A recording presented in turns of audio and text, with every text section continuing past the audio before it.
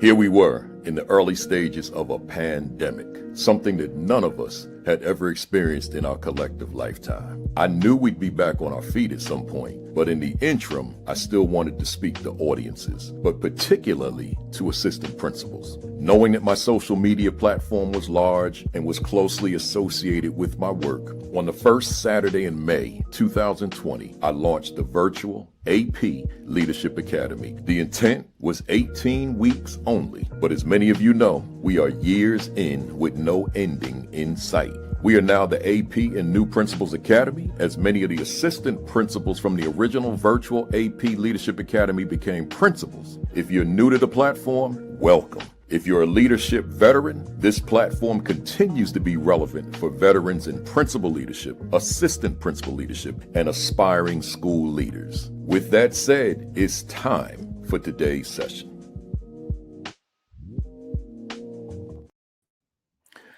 And we are live. Good morning. Good morning. Good morning. Good morning. Welcome to week 315 consecutively of the AP and New Principals Academy. Well, I don't have anybody to shout out this morning. In full disclosure, I had to record. You know, let me just share this with you. And first and foremost, because I'm recording, y'all stay here, right? Share, tag, text, everything, like everything, because it's still the message. It's still the information. But let me tell you, one of my former staff members at North Tech, the whole time I was there, the 6 years I was there, but he was there forever. His queen, his wife transitioned, and I learned of it this week. And his daughter also worked for me at the same school. And so we had father and daughter in the school. And I made a decision because I've missed a ton of events, including homegoing services known as funerals, just to stay committed to this platform. But this one, I decided I got to be there, right? I got to be there for my brother, Dan Harris, and his daughter Nicole. So I will. So I'm recording right now on Friday, the day before, and I got a lot to say. This would have been the first Saturday's message of June, but it's going to be today. So that's 2 consecutive Saturdays. And then my guests who were scheduled to be on with me today, we will see them. I didn't have an opening until February, so we'll see them in February. And they thoroughly understood. So I felt good about that because I felt bad to have to email guests to let them know that I'm not going to be able to go live. Right, the coordination of recording would have been too much with my schedule, and I just said let's do it this way, and they obliged. So here we are. Let me welcome you again. Just welcome to once again week number 315 consecutively of the AP and New Principals Academy. I'm glad you're here. I'm your host, Principal Kafele. Let's go. My questions, as I ask every week: what were your wins? Important question. I'll never stop, right? What were your wins last week, right? Why do I ask that question every week? I give you the same answer because it's so easy to get caught up into our challenges, obstacles, pressures, demands, deficiencies, and losses, right? It's so easy to get caught up into that and so much more negativity that we forget that we actually won, right? So we won. And I want you to keep that at the forefront of your mind. So just once again, just list whatever your wins were. Don't just imagine them though. Write them down. Keep a running list of all your wins. And then if you get to certain plateaus, such as the end of a week, the end of a month, the end of a quarter, right, end of a marking period, then go through that list. And you probably be like, wow, I did a lot of winning. I had a lot of success. Right, despite the headaches that I may have endured, I did a lot of winning, right? And that's why we remind you. But then secondarily to the question is, what will you do next week to take your leadership to another level, right?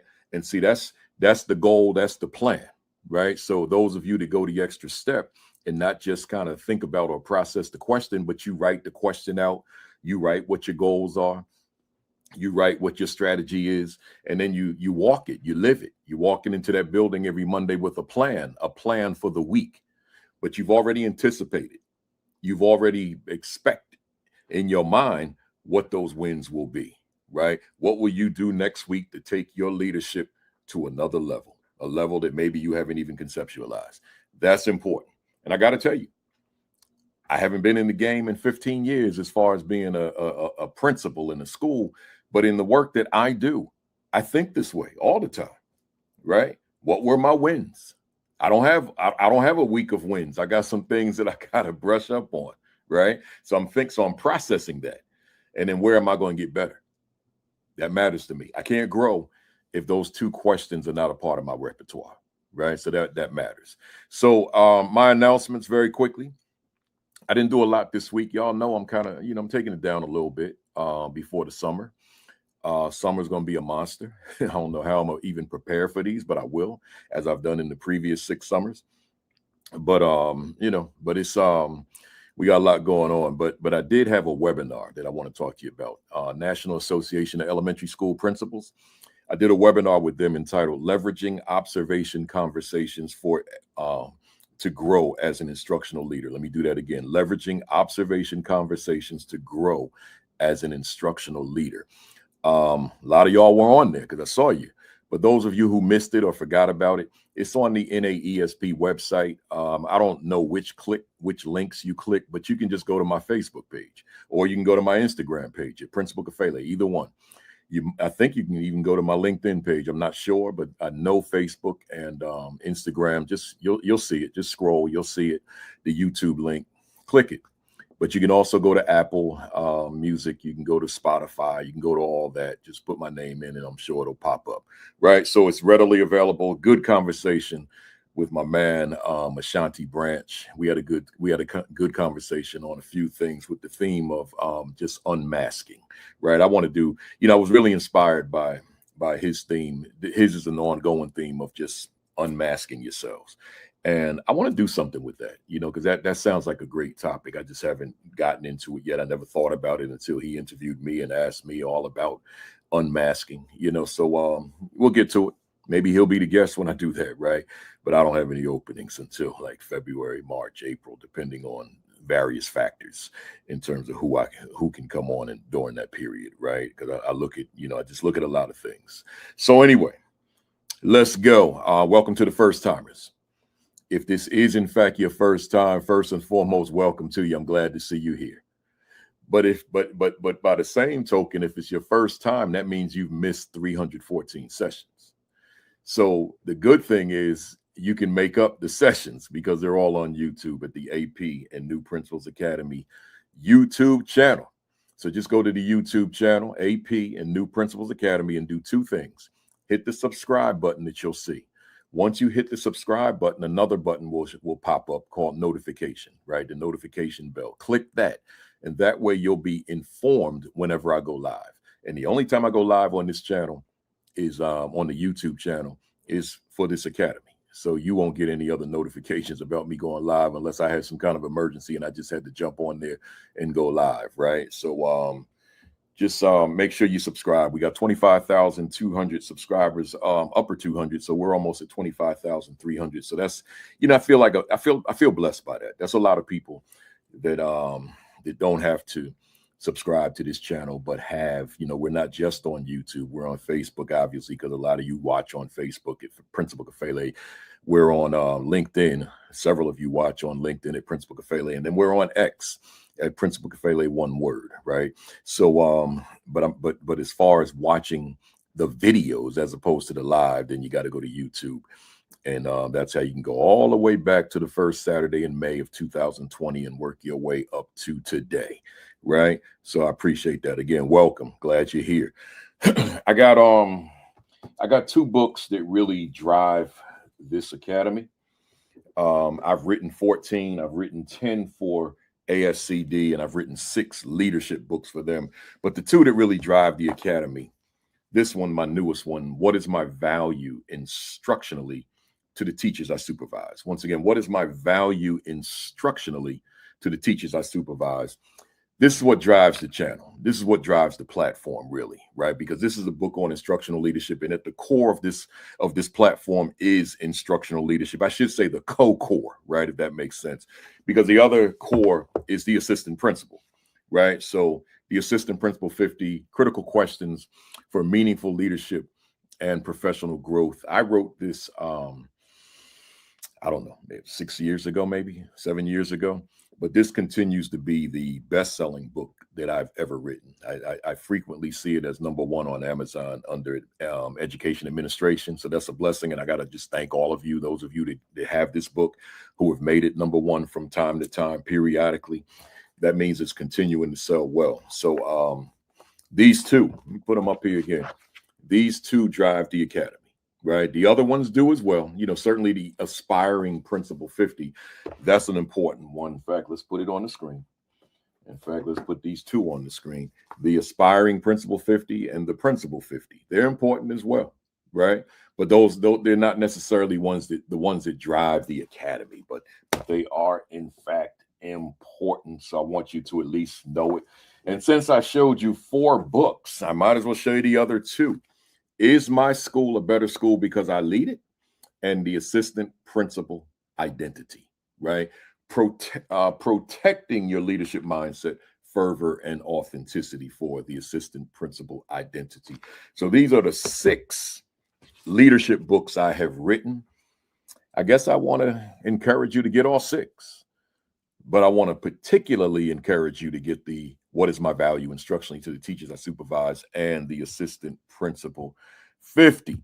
Let's move on. Hey, y'all, you have a chance to join up with me live, as you know, if you've been tuning in. So let me just go through these quickly. First, the ISTE ASCD conference in Orlando from June 28th through the 30th.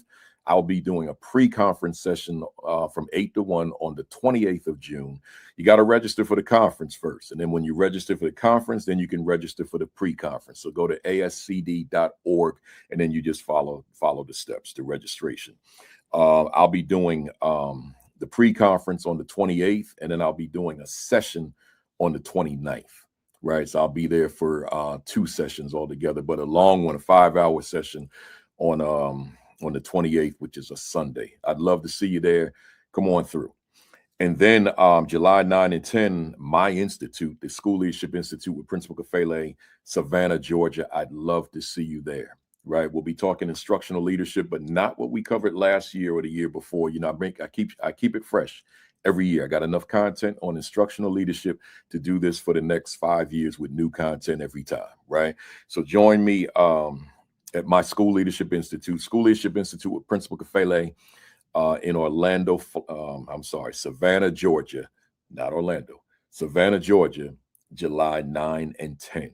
Then the National Association of Elementary School Principals Conference, July 14th.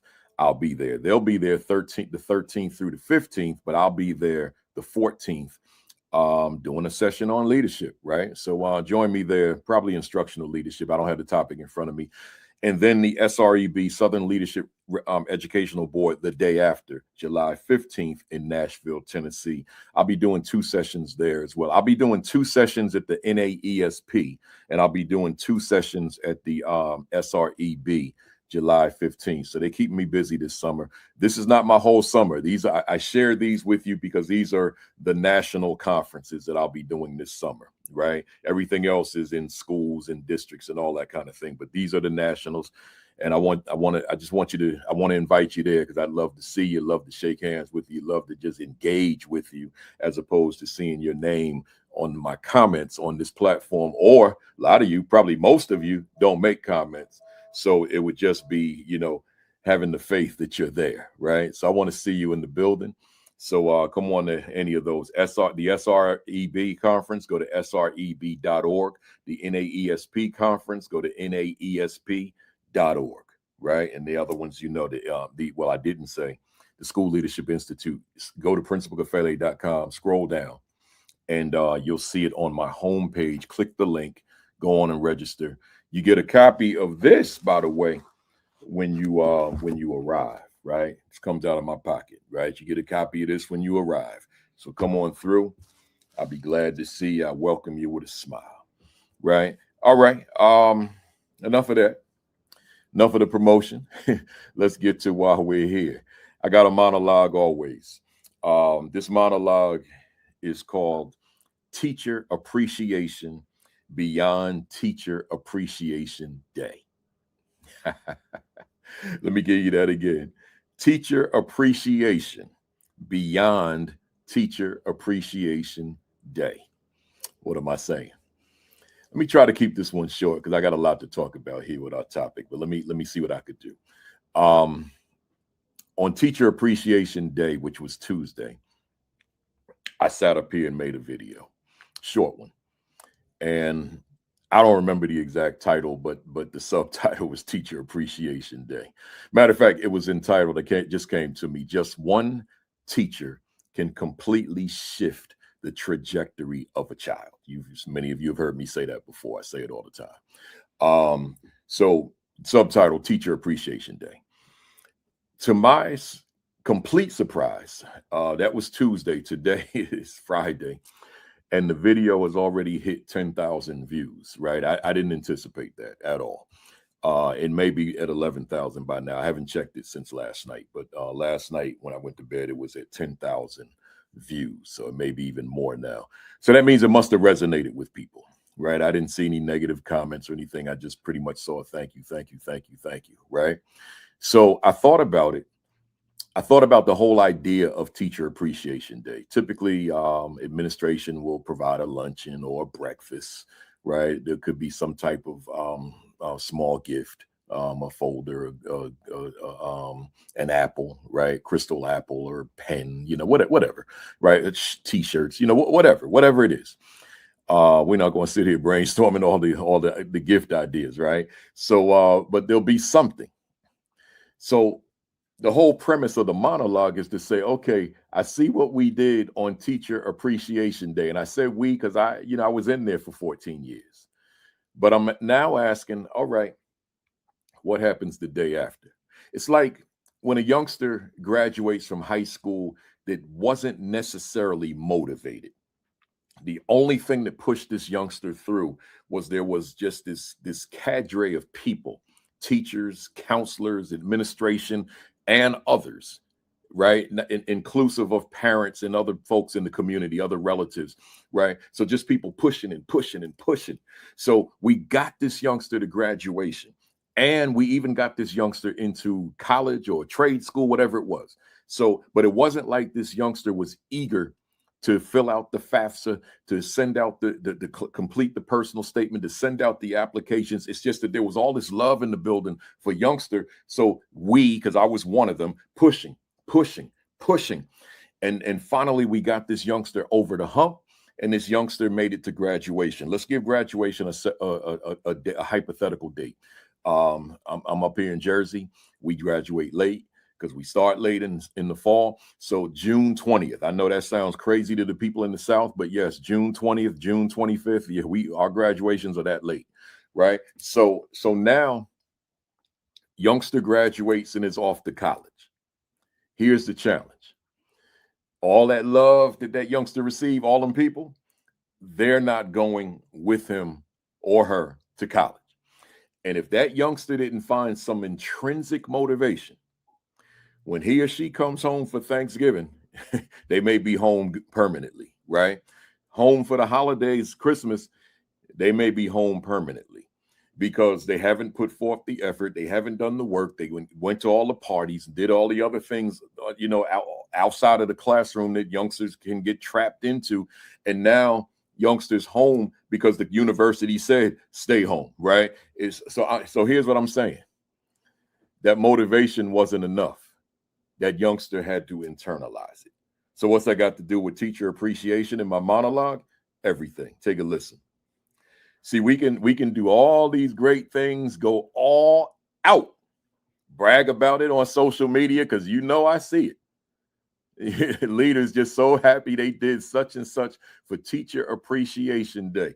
So Today, let me see. So today's the 8th, so the 7th, 6, I guess that was the 4th, if I'm calculating correctly, right? So let's and if it wasn't, let's just say hypothetically it was on the 4th, right?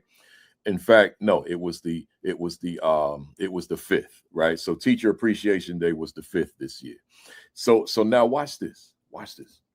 So we did all that. Now we go to the 6th. And are we still demonstrating that level of appreciation? Right? Is it still there? Are we still demonstrating that level of support? Right? Is it still there? Right? Are we demonstrating that level of respect? Is it still there? Because see, we can go all out on Teacher Appreciation Day, but I've been saying this for at least 20 years, maybe more than that. That is not Appreciation Day that teacher is necessarily looking for. It's that same love, it's that same appreciation, it's that same respect beyond and before Teacher Appreciation Day. So the Teacher Appreciation Day is just the culmination. It's just the holiday, so to speak. But leadership has been demonstrating these traits, these characteristics since the first day of school and beyond Teacher Appreciation Day. So if Teacher Appreciation Day for your staff, it seems like a special day and administration is going above and beyond, but that's the only time, then it's a waste. Now you gave them fodder to talk about you. Yeah, they're going to go all out today, but who they going to be tomorrow? Right? Who they going to be next week? Back to the same old thing? No.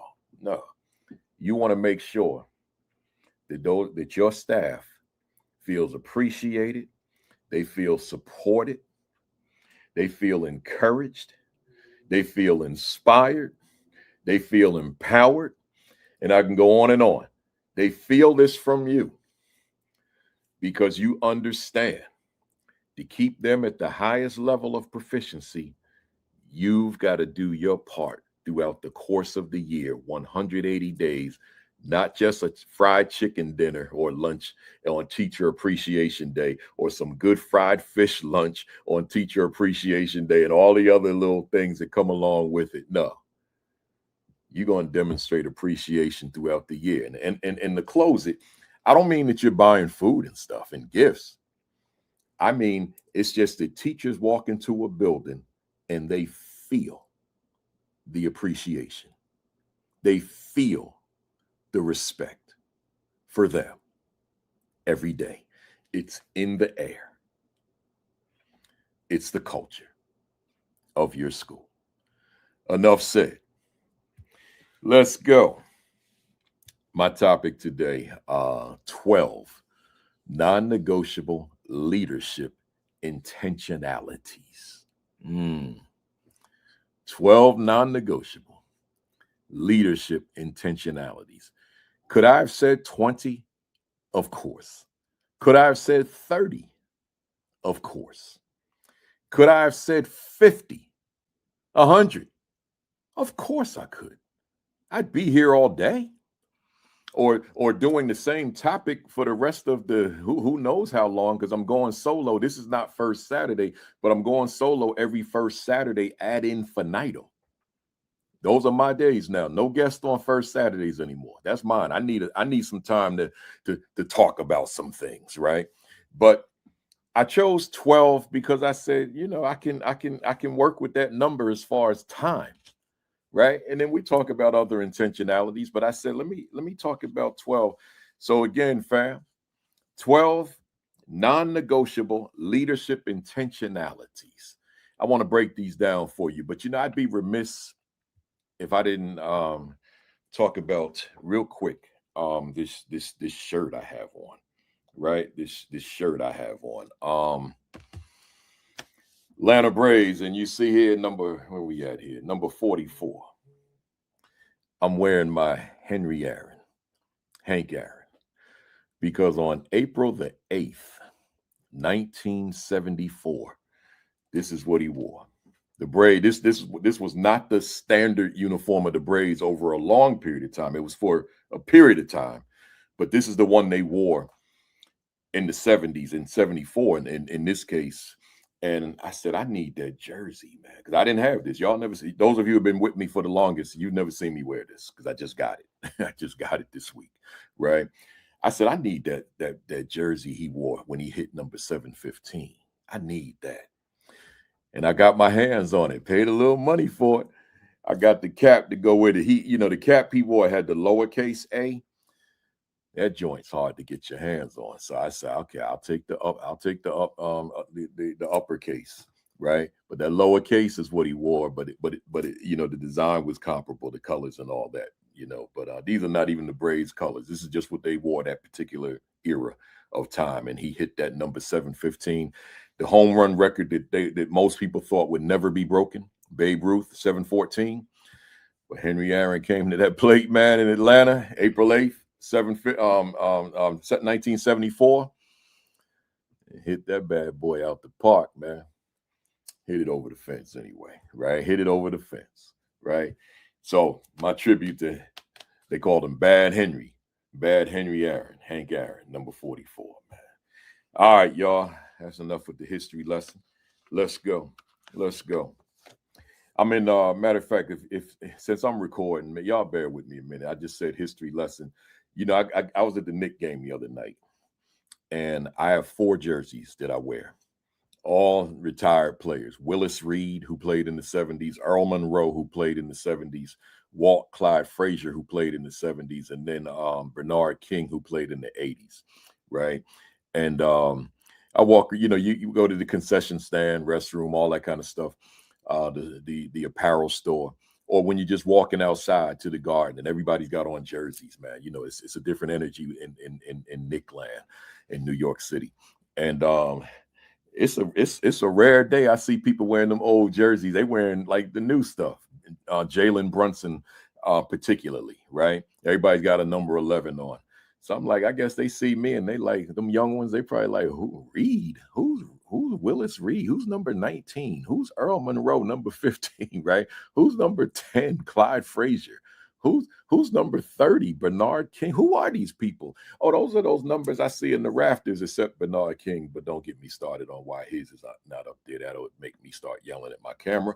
So his is not up there. But those other 3, they probably, those numbers we see up there. Wonder who them guys are, right? But I celebrate the old school, man. That's what I do. Enough said. Let's go. Hey, y'all, I got these 12 non-negotiables. 12 non-negotiable leadership intentionalities, I'm calling them. So I'm saying to you, these have to be done.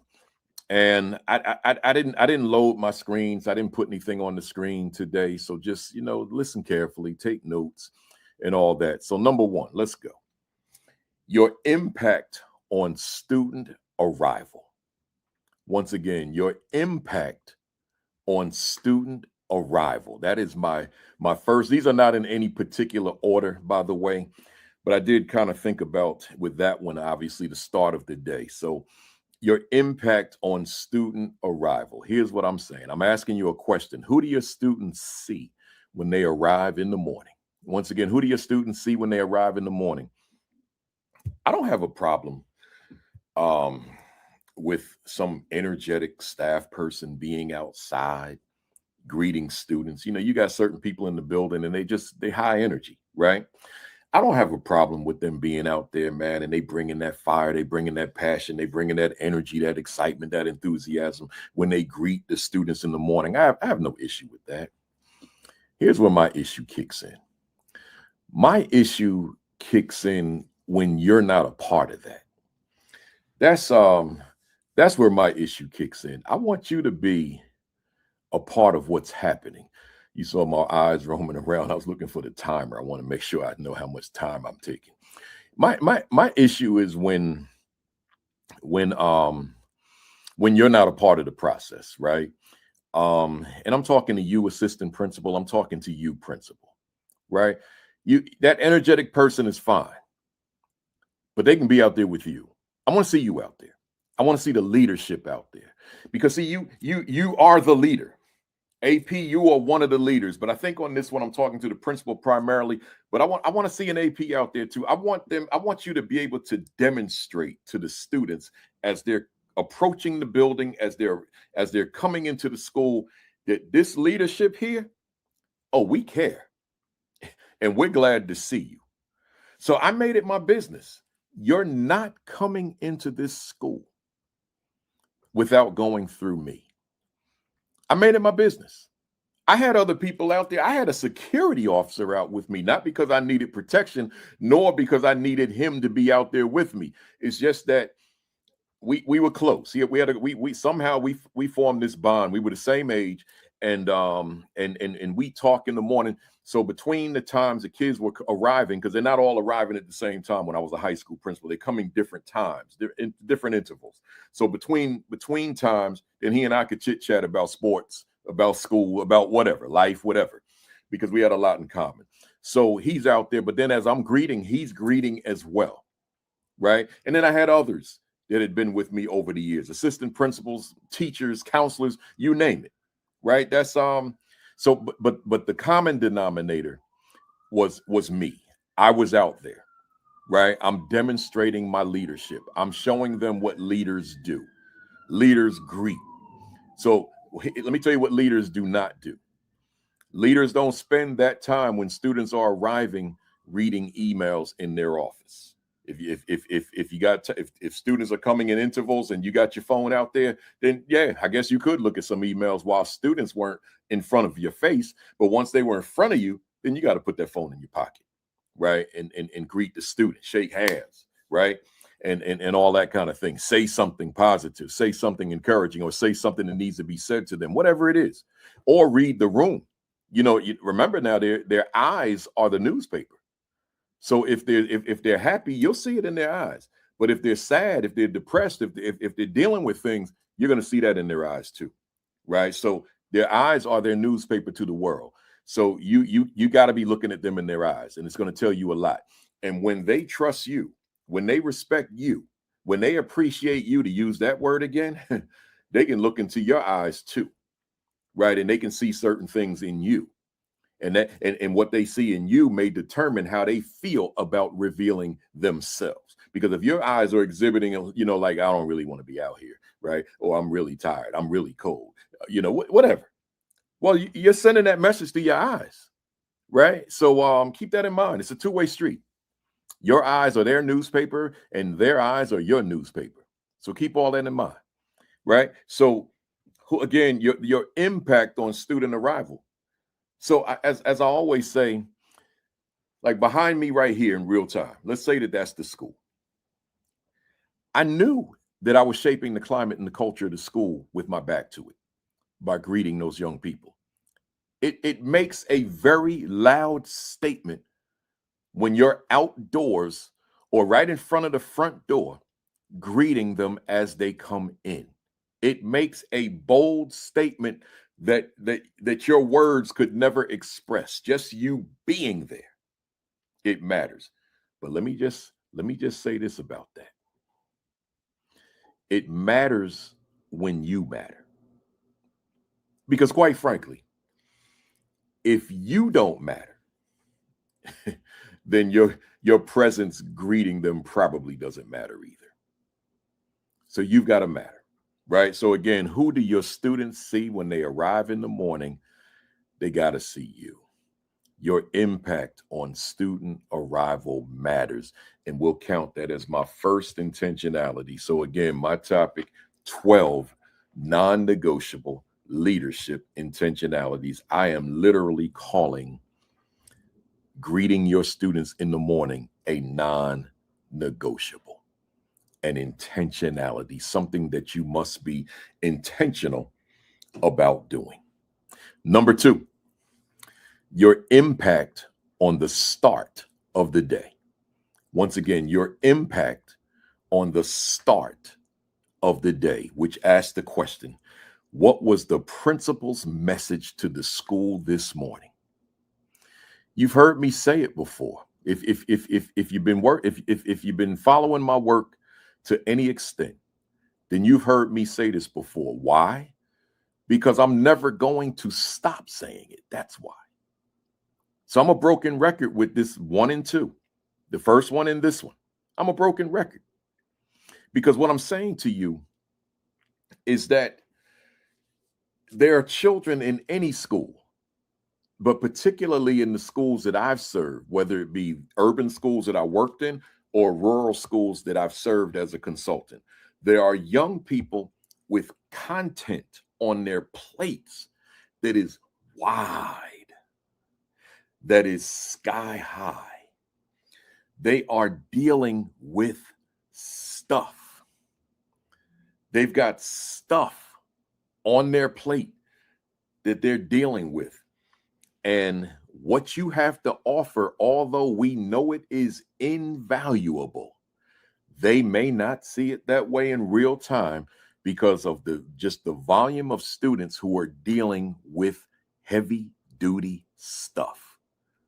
The volume of students who have seen things that maybe you, and if not you, folks in your building, adults in your building, I mean, have not only never seen before, but never conceptualized before beyond a stereotype, a generalization. You got young people dealing with stuff that you got adults in the building, maybe inclusive of yourself who's watching, will never have to wrestle with in life. And here they are, children, elementary, middle, high school, whatever, who are dealing with some unbelievable challenges, which I won't get into specifics. Just dealing with unbelievable challenges. Well, I'm therefore saying to you, if those youngsters are in your building, what are you saying to them in the morning? What is your message? Beyond a message of discipline, beyond a message of disappointment. You got all day to talk about things you're disappointed in. You got all day to talk about student discipline or behaviors which have been exhibited, which are undesirable. You got all day. I'm not talking about that. I'm talking about what is your foundation that you're laying for that school this morning? What is the tone that you are setting for your school this morning? If you notice this platform, I started off upbeat every day, 315 times. I started off positive before we get into our topics. Well, I guess it was a carryover into this platform. The monologue becomes that morning message that I would deliver at school. I've never done this without a monologue. I've called it different things. In fact, I remember last week I was giving it a new name. What Principal Kafele is thinking. I forgot to say that this morning, this time around, right?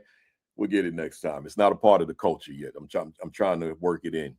But I'm asking you, what is your impact on the start of your day?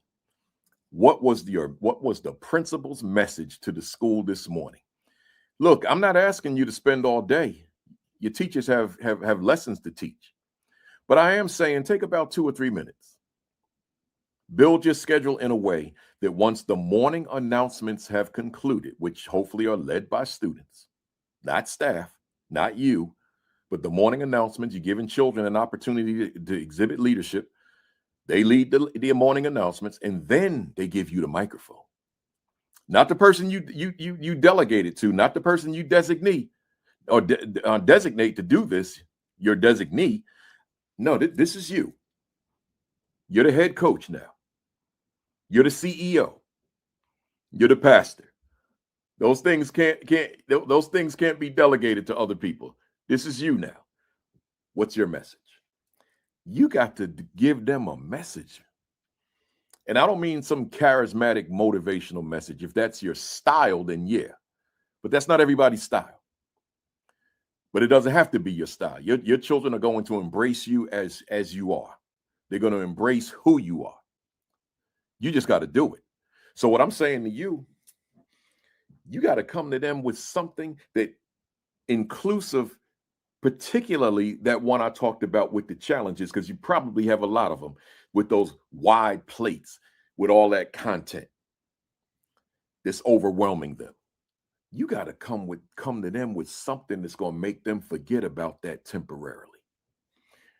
That your message says to them, ooh, like here's how they process your message. Ooh, yeah, I'm dealing with a lot, man. I got a lot on me. But my principal has gotten me believing that despite whatever I'm dealing with, I'm going to be okay. I'm going to be all right. That's what you got to bring. But if you get on there, you mad about yesterday, and here you go, you roaring like a lion, rah. What kind of foundation you setting for a great day? You're not. Leave that. You know, that whatever that is, it may need to be said, but not right now, right? Not right now.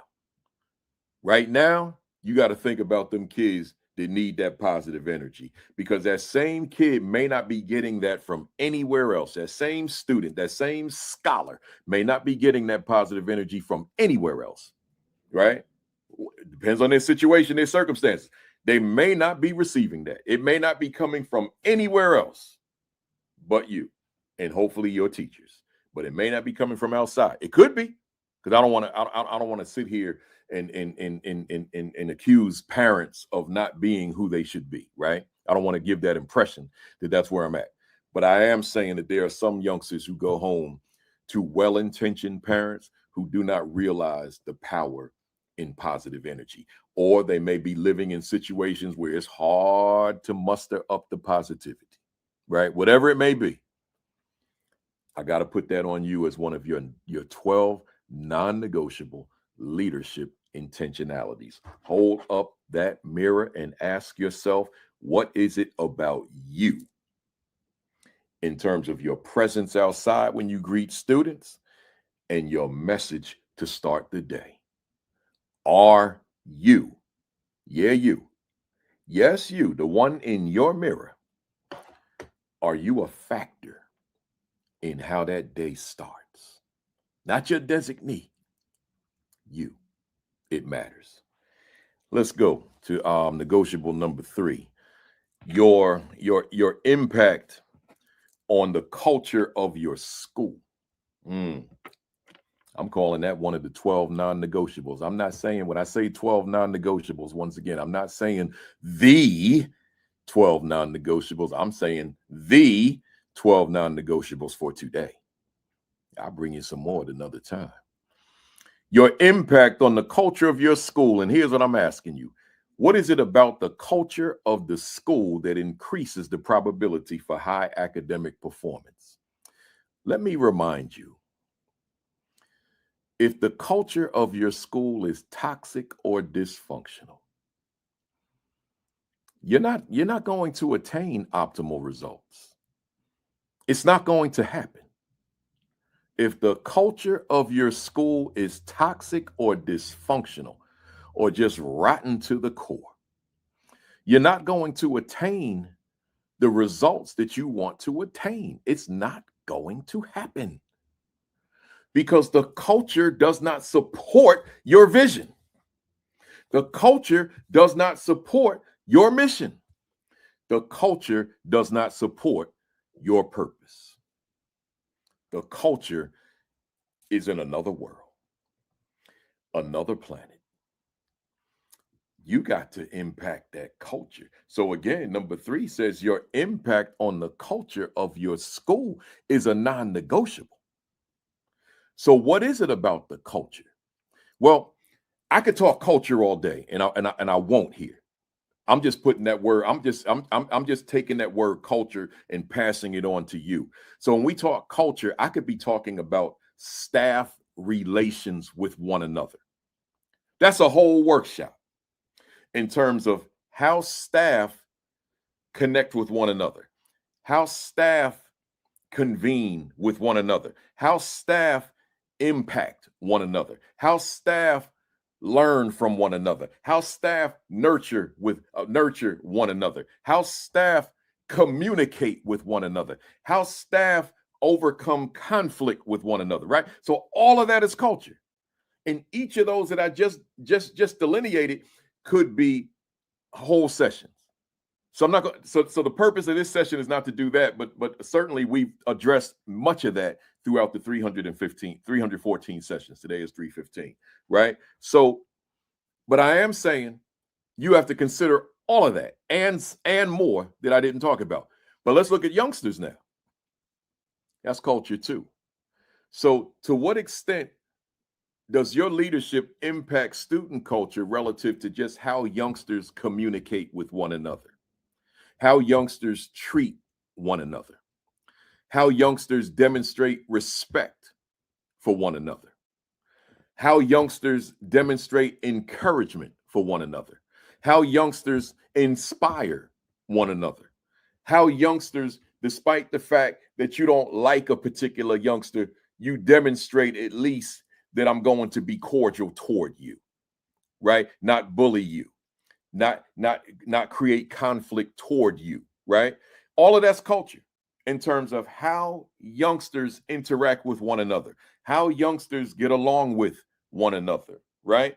How youngsters see one another, how youngsters perceive one another, or if I perceive you in a way which is negative, how I respond to you despite that. So because I see you and have concluded I don't like you, is there a culture that I can still tolerate you? See, that matters, right? So I'm asking the question, your impact on the climate, I'm making a statement, your impact on the climate of the school, but then I'm saying, what is it about the culture of the school that increases the probability for high academic performance? If the culture is counterproductive, I need some water, y'all. Y'all give me a quick second. If the culture is counterproductive, it's going to adversely impact high academic performance. You already know that. This is just your brother from Jersey City, New Jersey, by way of East Orange, New Jersey, reinforcing it for you. That's all. Right? So, because how does a teacher give maximum attention to high academic performance when the culture is not aligned with that ideal?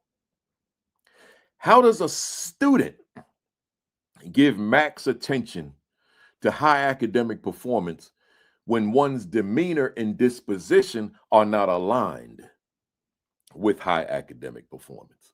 But let's go further. How do you give max attention to high academic performance when you are so distracted with all this other stuff that is rooted in culture that's keeping you from giving max attention to high academic performance, because all of your energy and focus and attention is on things other than academic performance because they are demanding your attention? Well, that's the culture that exists right now. And as I always say, right on this platform, the culture of a school is a direct reflection of the leadership of that building. I won't apologize for that. I won't back down from it. I believe it with every fiber of my being. Let's go. So, closely associated with that one, your impact on the culture of your school is your impact on the climate of your school. Ooh. See, the climate, people use climate and culture so synonymously, and I cringe when I hear it. The culture is the way we're living. That's the culture. But the climate, that's the temperature of the building. That's what we feel when we're in the building. So, like, for example, let me look at staff first. Do I feel welcome here? What is the feel here in this building? Do I feel like I'm welcome in this place? When I walk in, do I feel that I belong in this place? Right? Do I feel valued in this place? Do I feel like I'm somebody in this place? Do I feel appreciated in this place? Do I feel understood in this place? And I could go on and on with that, right? Which I won't. But I think you get the picture. So, what is it about your leadership that's starting with you, the leader, but not ending with you, that the teacher in the building feels, I feel welcome here. I feel appreciated here. I feel I belong here. I feel respected here. I feel valued here. I feel like I'm somebody here. I feel seen here. I feel heard here. I feel liked here. See, I can go on and on. I said to you I wasn't going to go on and on before, but I guess I added a few words, right? But the bottom line, the climate here. I've walked in schools as a consultant or a speaker and was greeted by a secretary and had to sit down and regroup. And I'm not even smiling when I say that because I'm being serious. I've gone to a school and was treated so rudely by the person that greets the people that walk into the building, the secretary at the front desk. And I had to sit down and regroup before I go and talk to this audience that I don't know. Like, I'm going into a room of people I don't know. I'm going into a room of 200, 300, 400, 500 people that I've never met before outside of the principal. And that was just strictly emails and maybe a Zoom call. But the person I meet in person is this secretary who's made me feel, like unwanted. Now, before I go into the room to speak to the group, I got to regroup because you just made me feel bad. Like I'm a little on the angry side. But guess what, y'all? I'm also thinking about the principal right now. Why? Because this rude individual that greeted me didn't become rude when I got here. Hear me, somebody. They didn't get rude today. They've been rude all along. That's who they are, and that's who they have the permission to be. And as soon as leadership puts their foot down and says, you're not going to misrepresent me this way. You're not going to misrepresent this school this way. You're not going to misrepresent our staff this way. You're not going to misrepresent our students this way. We're going to have a conversation about how you change. Because this obviously wasn't who you always were, because when I interviewed you for the position, you were very pleasant. Somewhere along the way, you have shifted. And somewhere along the way, principal, if you hold the mirror up to yourself, you have allowed this person to shift. I know that hurts. Just say ouch and keep it moving. Right? Somewhere along the way, you have allowed this person to shift. Right? So I'm saying to you, can't do it. The climate of this school matters, and it's got to be a climate like today. It's good weather outside. The climate is good. I went outside with a short sleeve shirt on. It felt good. Had nothing to do with the culture outside. It was the climate. It's just a good feeling, which brought a smile to my face because yesterday was raining. Right? So I'm saying the same thing. Right? What is the climate in your building that keeps people smiling? But what about the children? Same thing, like how they feel when they walk into your building, right? Is it a good feeling? Do they feel welcome? Do they feel like they belong? Right? Do they feel valued? Do they feel seen? Do they feel heard? Do they feel appreciated? Do they feel respected? Do they feel understood? All of that matters. Do they feel like they're somebody? All of that matters. But it goes back to the non-negotiable, your impact on the climate of your school. What is it about the climate of the school that increases the probability that everyone in the building feels valued?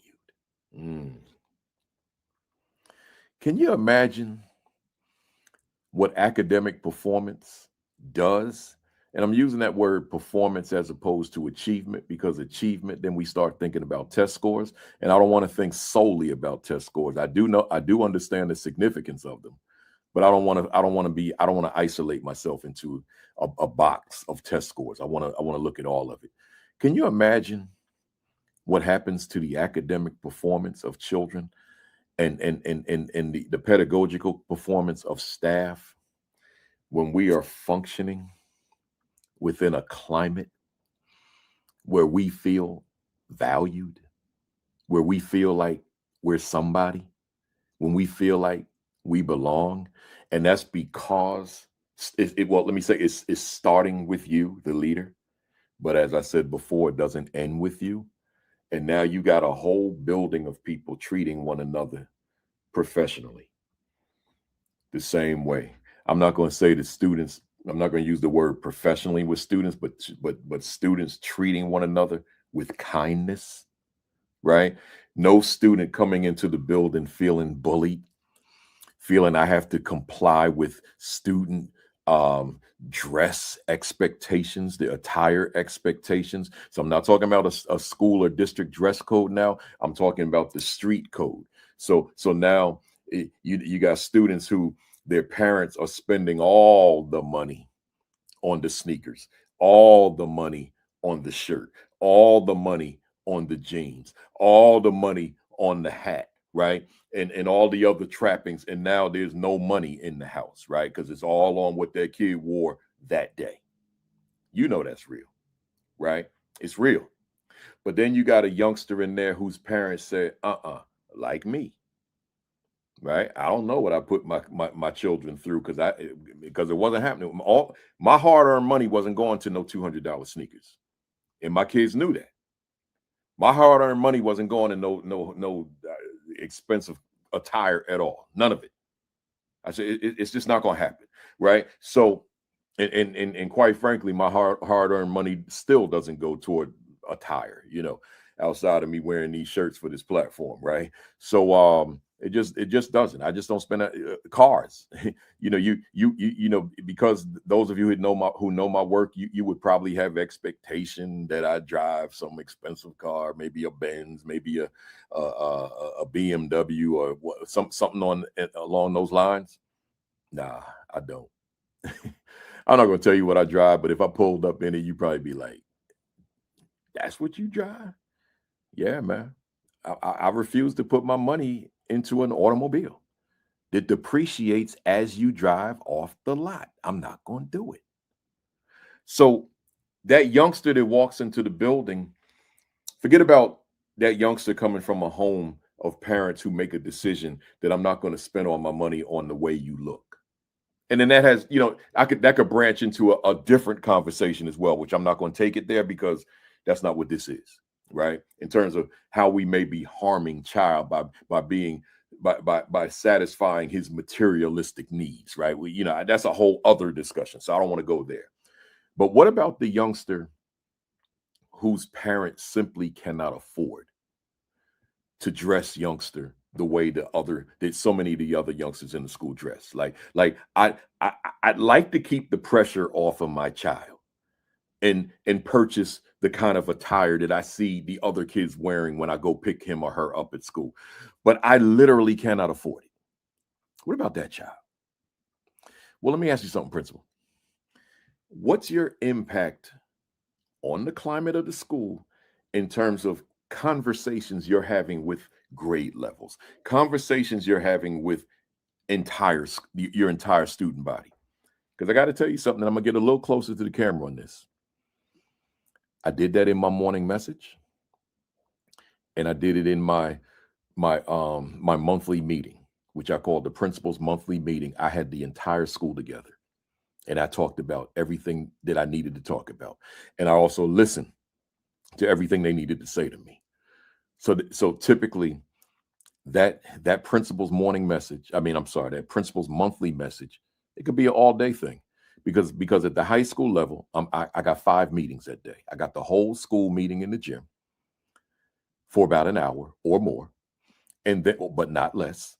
And then I got the each grade level meeting. Freshmen are not seniors. Sophomores are not juniors, right? And I can go on and on. Each grade level is its own grade level, and they're operating within that particular age range and grade level. So I got a different message for each of the 4 grade levels. But within that, I can talk about what I'm talking about right now in terms of that youngster who's coming from a home that just cannot financially afford to dress that youngster.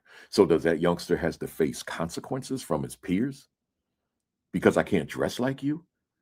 Maybe I can intervene and get youngsters feeling, looking differently upon a situation like that without hurting the youngster, by the way, right? So that boils down to people skill. I told you, with these 12 non-negotiable, there's so many different ways that we could go with this, but I'm gonna keep my focus. Let me go to this next one. 12 non-negotiable leadership intentionalities. Number 5, your impact on the mission and vision of your school. So let's say that, here's a hypothetical. Let's say that your district has required that all the schools have a mission and vision posted throughout the building, right?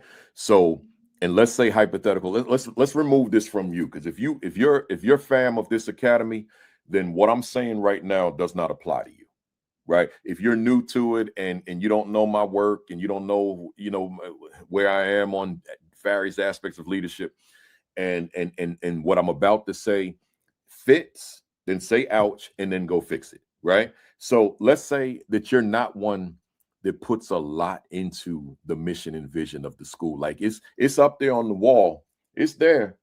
So when the superintendent or the assistant superintendent, whoever my evaluator of record comes into the school, they'll see it. So now they can check off, he's got the mission and vision posted, right? And let's say that you're one, not my fam now, someone that's new to this, that's just not who you are. So now you're so now you come into you're in your building and the mission and the vision are up, but you don't really know anything about them. So someone asks you, what's the mission and vision of your school? And you're like, oh, well, and you give some like philosophical type of answer. It's blah, blah, blah, blah, all the good stuff you're saying. And it's so long, it's far longer than the mission itself, right? And when I hear people do that, all it does is it says to me, the translation for me is they don't know the mission. So they're sitting here making up some mess. This sounds good. It's good. It's, good. Philosophically, it sounds really good. Right. So what I'm saying to you then, the mission and the vision, it cannot be compliance.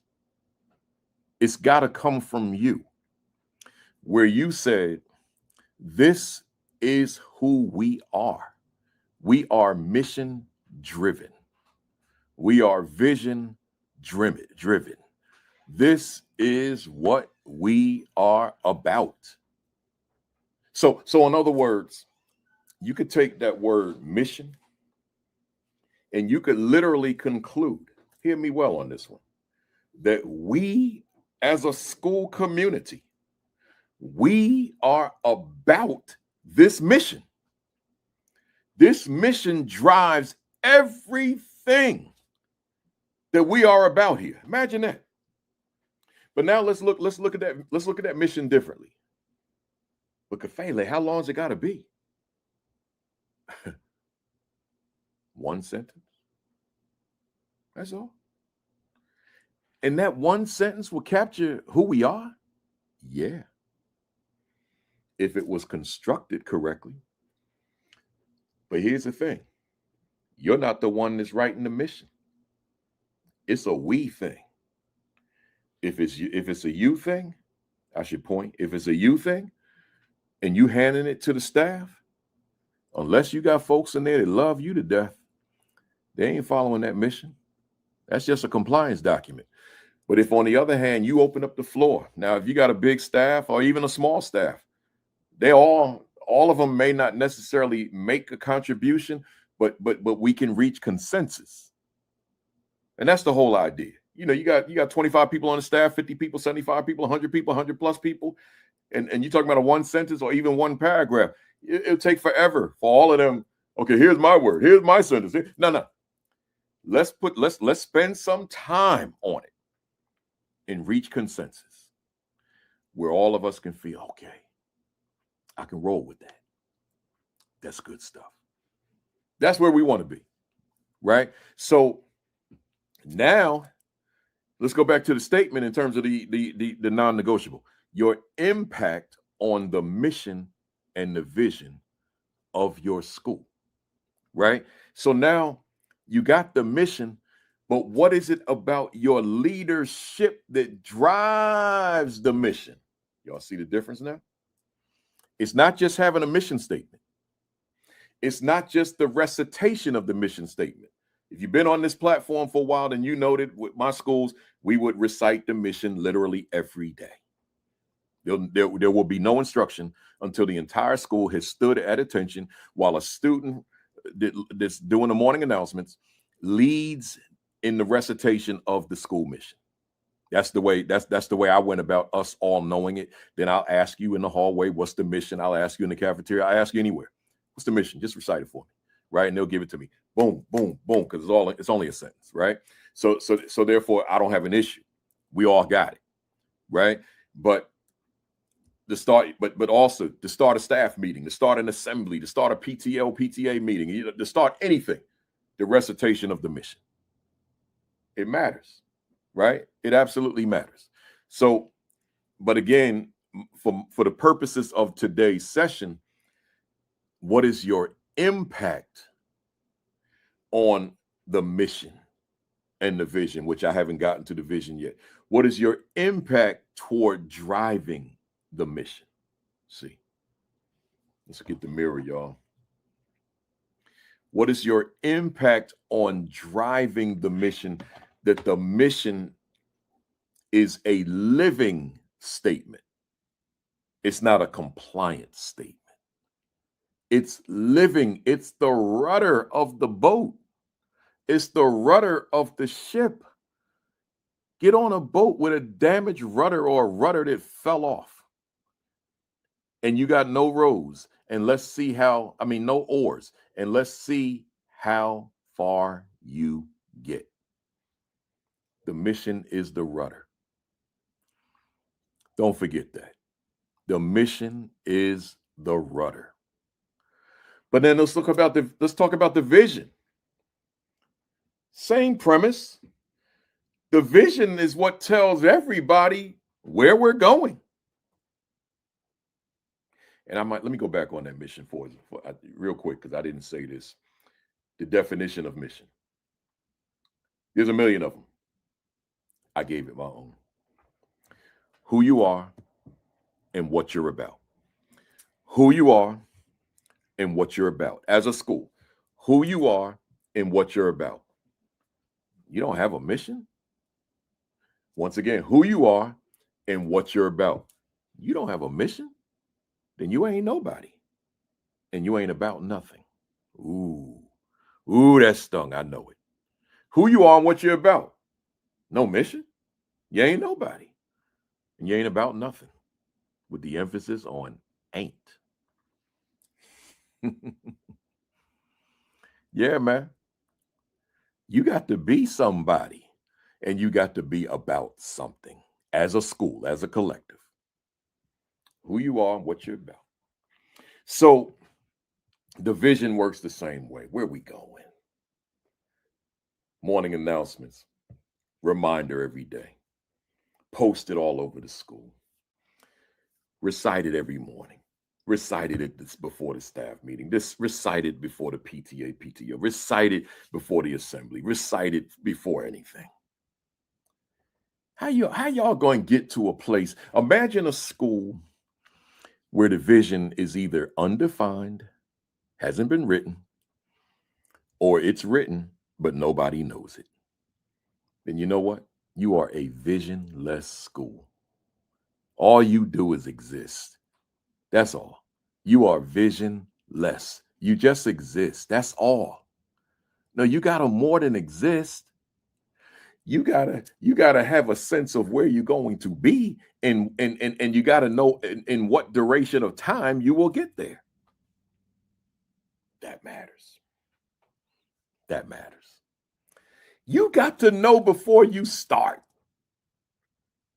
So if it's the first day of school, the vision is implanted in your mind, it's implanted in your heart, it's implanted in your soul. This is where we're going to be. But guess what? You ain't the only one that's got to know it. Your entire school has got to know it. The mission and the vision, they matter. So, but the intentionality, the non-negotiable, let's go back to that. Your impact on the mission, your impact on the vision. So see, you could have impact on the development of the mission, the development of the vision, but that's not where I'm talking. That's not where I am right now. I'm talking about your impact on the implementation of the mission, your impact on the implementation of the vision. That's what I'm talking about here. What is your impact on its implementation? What's your impact on, or how does your leadership drive the mission? How does your leadership drive the vision? That's what I mean there. That's where you got to be. So again, the question was, what is it about the climate? I'm sorry, I'm on the wrong one. What can one sense the mission and vision without having to read them? Now, I don't know if there's a human alive that could walk into a school and tell you verbatim what the mission is, what the vision is, without having read them. That's not the point. I'm saying is your impact on that mission and your impact on that vision so strong, right? So intentional, so purposeful that it's almost as if folks can just feel the mission, feel the vision without having even read them before. That's what I'm saying to you. That's got to be the intentionality. That matters, right? That matters. I'll say it again. That matters. Let's go. Let's go. Number 6, we're talking 12 non-negotiable leadership intentionality. So number 6, your impact on the energy in your school, right? I don't have a lot to say on that one. I'm just saying that the energy in your school is reflective of the energy that you bring as the leader. So you show me some depressed school, some low energy school, some school where it's just sad. You walk in the building and it just feels, it's got a sad feel to it, right? A depressed feel to it. Then you find the leader, and the leader is probably the same way. That's what I'm saying to you. But show me that school is high energy. And when I say that in a positive way, I don't mean high energy and there's all sorts of havoc being wreaked in there. I don't mean that. But I mean, it's high energy, but it's positive energy. It's good energy, right? It's good energy.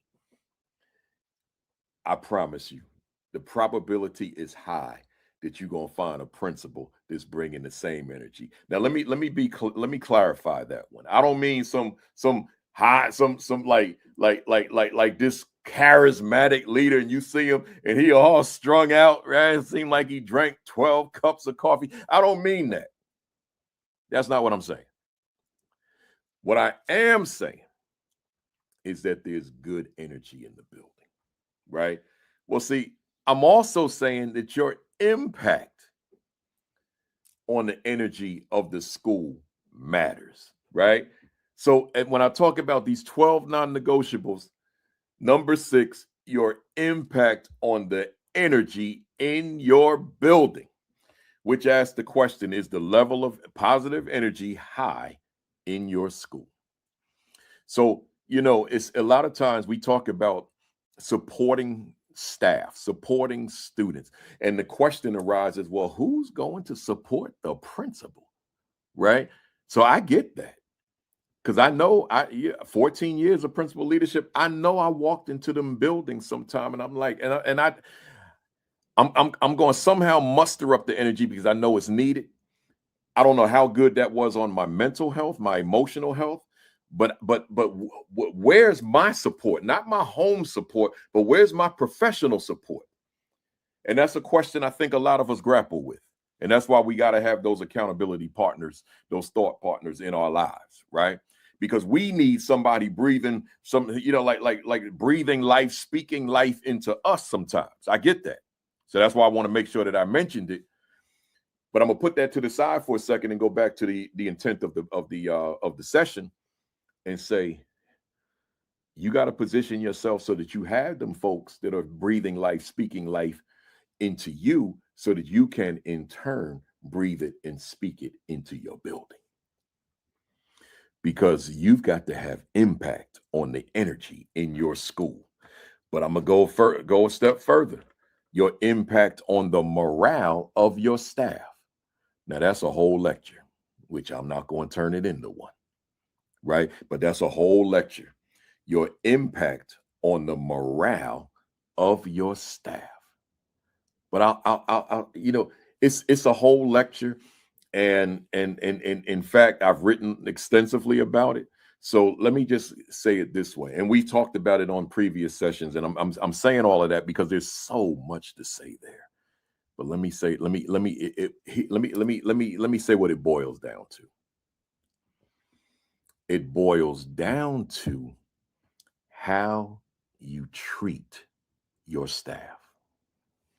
I can take all the dynamics, all the indicators, and say, all right, all those dynamics and all those indicators, it boils down to how you treat your staff. And I might even say, are you equitable in how you treat them? Right? And for those of you in districts where that's a boogeyman, that word equity, equitable, it's not the boogeyman on this platform. Right? Enough said there. Let's keep going. Let me stay focused. You got to treat your staff equitably. Your staff doesn't need you the same way. Some staff need you this way, some need you this way, some need you this way, some need you that way, some need you that way, some need you that way. They don't need you the same. But they got to feel that they're receiving the support, the necessary support from you, the necessary attention from you, the necessary encouragement from you, the necessary information from you, the necessary inspiration from you, the necessary feeling of empowerment coming from you. And I can go on and on.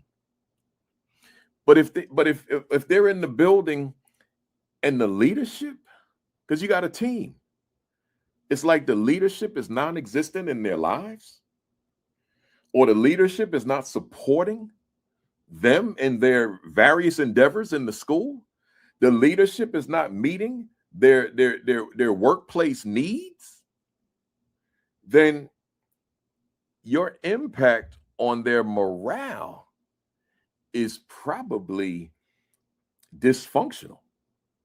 It's probably toxic, or it's probably adverse. You want to make sure that your impact on their morale is very positive. It's strong. So now you got to go back to the mirror and you got to ask yourself, what has been my impact? Because it's easy to say, look, they're teachers. They should come in here motivated. They should come in here for the children. They should come in here ready to go, right? Ready, passionate about the work, high energy, excited, enthusiastic, all that kind of stuff. But look, we're talking about the real world now, and the workplace.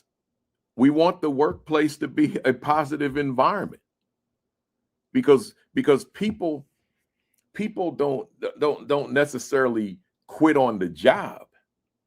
A lot of times they're quitting on the leadership.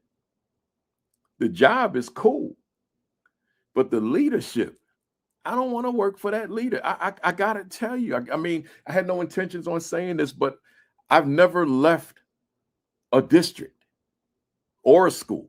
I always left the leadership. Always. Anytime I left the leadership. Well, teachers are the same way. They're not leaving the school. They're leaving the leadership. They're looking for better leadership. They're looking for a leadership that's more compatible with who they are and what they're trying to accomplish. And that doesn't mean I don't want to give the impression that a teacher should be able to just do their own thing, have it their way, like the hamburger place that I don't want to name on it. I don't want to advertise, right? You know what it is, right? So no, you just want to make sure that you are doing the things that allow them to sustain a high level of morale. And that's, and sometimes you need pen and paper on this one, or a computer. And you got to write some things out, like, how am I treating, and maybe you want a whole roster of your staff, and ask yourself, how am I treating my staff? Right? Am I fair to my staff? Am I equitable to my staff? Am I good to my staff? Right? Have I led the effort in creating an environment that staff want to work here under this leadership? Have I led the effort in creating an environment where staff feel comfortable in this environment under this leadership? You got to ask yourself. Yes, we want go-getters in the building on our staff. But at the end of the day, we are leading real people who want to feel real good in the work environment. And your role as principal or assistant principal plays a significant part in how your staff feel working in that building under your leadership. Enough said. Let's go. Number 8. That was number 7. Number 8. Again, we're talking 12 non-negotiable leadership intentionalities. Number 8, your impact on a safe learning environment. So on the one hand, I could talk about just, have we done everything that we can do to ensure, or that increases the probability that we are safe from any threats outside of the building and inside the building, right? So my intent is not to go into all the different strategies, scenarios would be a better word, in terms of how we prepare our school toward being a safe learning environment. That's not, that's a whole workshop. That's like all day, 8 hours. So that's not what this is. I'm just asking, what is your impact on whether or not the school that you lead is in fact a safe environment, right? So the question is, the school a safe environment for learning, right? Do folks have to look over their shoulders because they know that you haven't done your part toward ensuring that the environment, the school environment, is safe, that the doors are safe, that any point of entry is secure, that we don't have to worry about anybody coming in here. At least we decrease the probability exponentially that anybody could come in here and do harm in this building. So for me, yeah, I'll admit it. I drilled and drilled and drilled and drilled and drilled and drilled and drilled and drilled. I said it so many times because if any of my former students were to see this message, this session, I should say, they would say, "Yup, he sure did," to a fault. Yeah, I had unhappy people in the building. I know that, staff and students. The staff didn't exhibit it; they didn't say it, but the students, you saw the facial expressions. You saw the, oh God, got to do it again, right? I'm hiding kids, man. I gotta make sure it looks like they're not in the building. And I saw the end of a shoelace. I mean, this literally happened. I saw the end of a shoelace. I'm like, oh, whole school got to do this again. Yeah, I ain't playing with their lives, man. I'm just not. right? So my impact as a leader on their safety, my impact on whether or not I led a safe environment. So that's on the one hand. Let's look at it differently now, through a different lens. Are the students safe from one another? See, I can't sleep at night if I know I got bullies tormenting other students. I may not even be able to take the bully out of you, but I can take the bully that you bring into the building within yourself, right? I can do that because I have certain expectation, and I'm going to make sure that we live up to the expectation, right? Because I cannot. I'm going to say it again. I cannot have students coming to this building scared, and I'm the leader of the school. Scared of who? Scared of other students. Scared of the kids sitting in the same classroom. Scared of the student that I'm going to see in the cafeteria. So therefore, my antenna's got to be way up because everybody's not going to tell me everything I need to know. But I shouldn't even have said that way because I had methods of kids telling me everything I need to know. So I just lied. That's what I just did. I just lied. I had so many young people in the building who I had earned their trust and respect that before email was a thing, I said, look, let's say something happened in the building, right? So just something that I needed to be on top of, something I needed to resolve. I had a box that was in a good place where nobody would see them go to this box. And I say, I need you to drop a note in my box. Let me know what's going on. Let me know what I need to know. Could have been a bullying situation and student didn't feel comfortable talking to me in the presence of others and whatever. I learned so many things with that box. So many things. And then you had the students who may be the agitators, the instigators. They knew I had a box too. And that eliminated a lot. And this is in my newer years, my earlier years as a principal, and then email became a thing. And now it was easy for kids to get to me and tell me things that and they didn't have to come in my presence to tell me, right? So but the bottom line was, if a youngster's being bullied, just to use that as an example, if a youngster's being ridiculed, if a youngster's being teased, if a youngster's being made to feel uncomfortable, they had a friend in the leadership. And they had a vehicle to get the message to me without standing there having a conversation with me or walking into my office and somebody sees them. Right. So I'm talking about your impact on a safe learning environment. So yeah, I could talk about physical safety, but I could also talk about just do I feel safe emotionally? Am I emotionally safe in this school?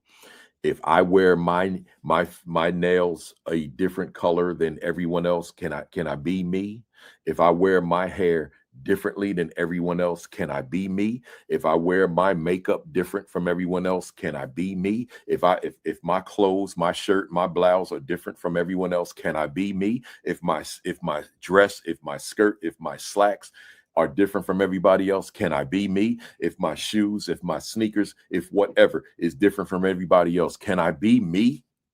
Or do I have to conform to everyone else to keep stuff off of my back?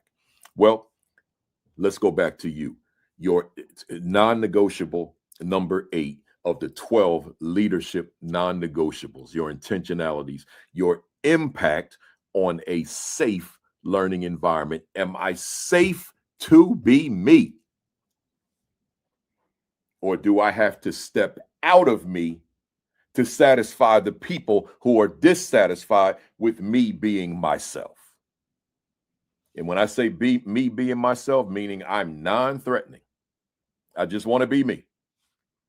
What is your intentionality? Because we're talking about 12 non-negotiable leadership intentionalities.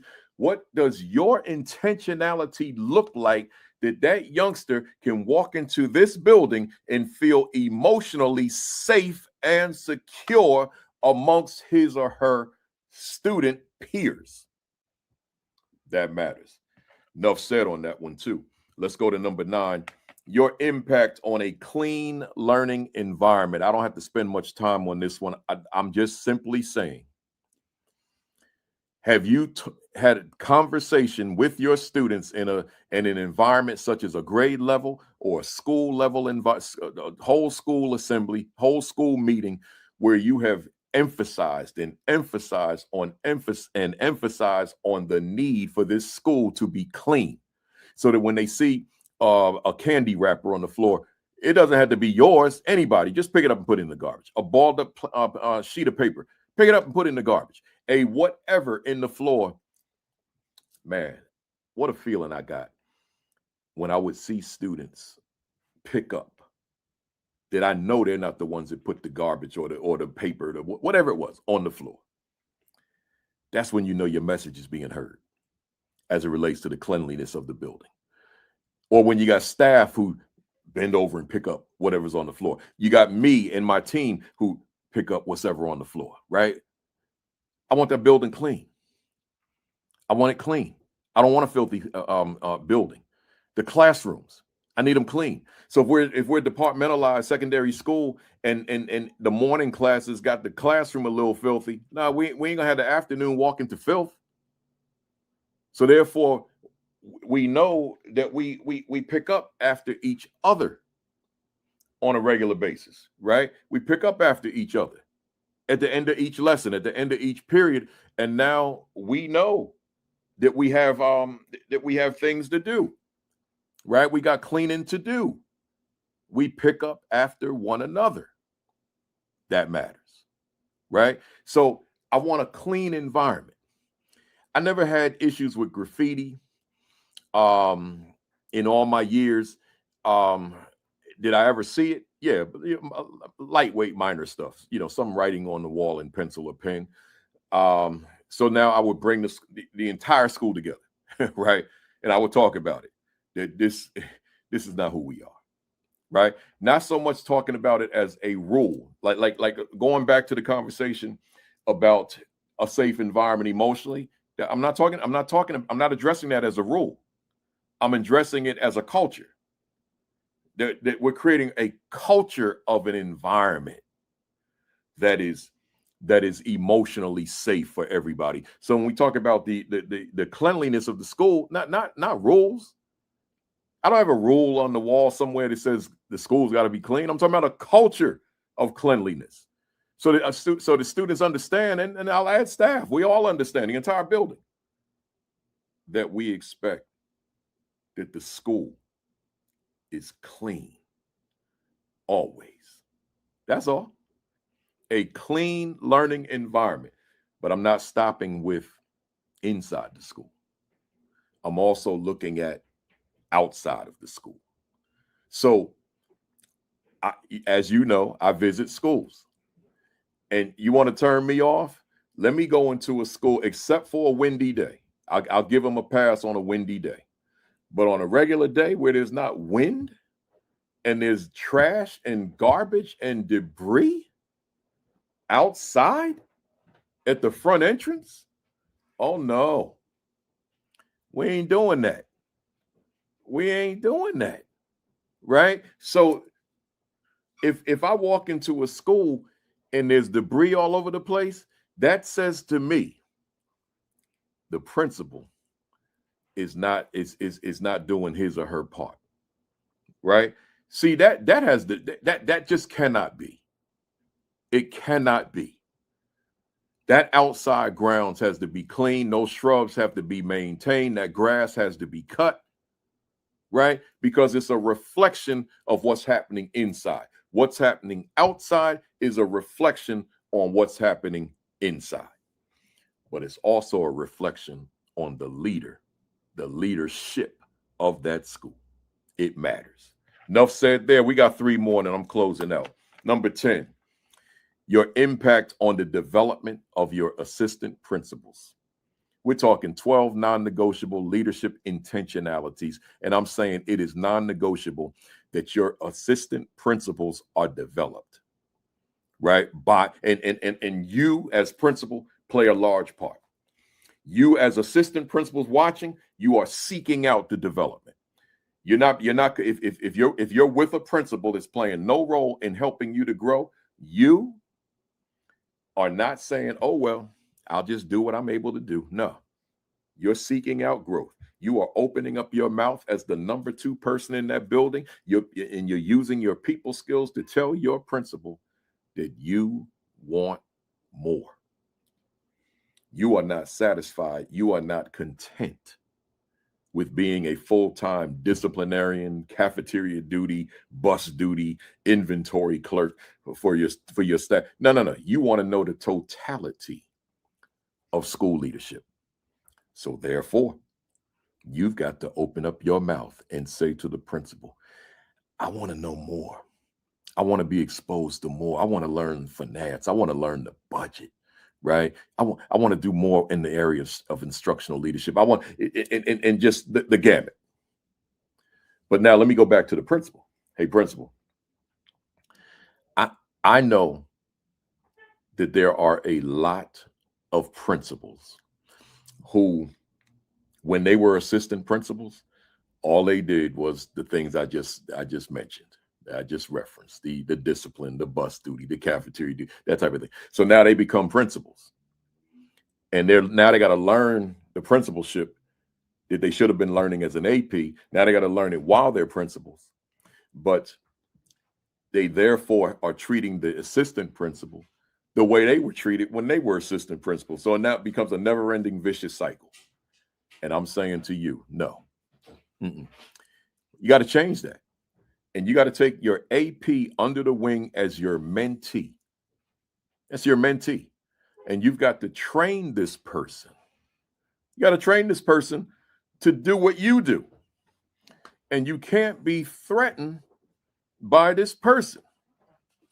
You can't be threatened by your AP, that my AP will take my job one day if I train them to know what I know. No. The idea is to train the AP for the principalship. I had a superintendent on here not too long ago, Dr. Catrice Pereira from Lancaster, Texas, Lancaster ISD. And she made it plain. She made it clear. If the AP does not aspire to become a principal, I don't need you in my district. I said, drop the mic. If the AP doesn't aspire to become principal, what I need with you? That's what she said. I don't need career APs. I need assistant principals who are preparing for the principalship. Well, guess who's going to do all that preparation? You, the principal. That's your job.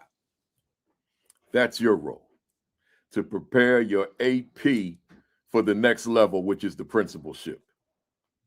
But if you feel timid that this person that you may be preparing this person to take your job, then maybe you're not doing your job as effectively as you should be, because your receipts will speak for themselves. Meaning your results, your outcomes should speak for themselves. Why would somebody want to remove you when you are doing a bang-up job as the principal of your school, which is inclusive of how you are training those who report to you administratively, the assistant principal? That matters. That matters, right? So let's go. That's all I got to say there. 2 more. Number 11, your impact on instruction, right? I'm not going to spend a lot of time here because I got whole sessions on instruction. I'm just saying, and the question that accompanies it is instruction in each of the classrooms of a high quality, right? So what impact do you have on instruction in the classrooms of your school? So you already know the natural question beyond the one I just asked. Are you instructional leader in your building? Are you a legitimate instructional coach in your building? And if you are not, hear me well, if you are not instructional leader in the truest sense of what an instructional leader is, then the quality of the instruction in your classroom It boils down to the teacher in the classroom, what she brings, and it has no relationship to what you bring relative to your leadership. None. Because you're not playing a role there. So can a teacher be great without a principal? Yes. But can a teacher be optimally great without a coach? No. Show me the athlete. And in fact, you don't have to show me the average athlete. Show me the superstar. Show me the greatest athletes to ever live. And show me, just find anyone and demonstrate to me that athlete never needed coaching. Prove that to me.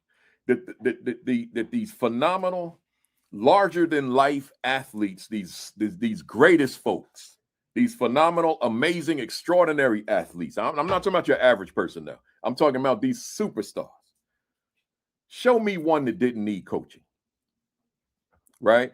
Or let's go to the entertainment field. Let's go to acting, because I don't want to be broad. I want to be very specific. Let's go to acting.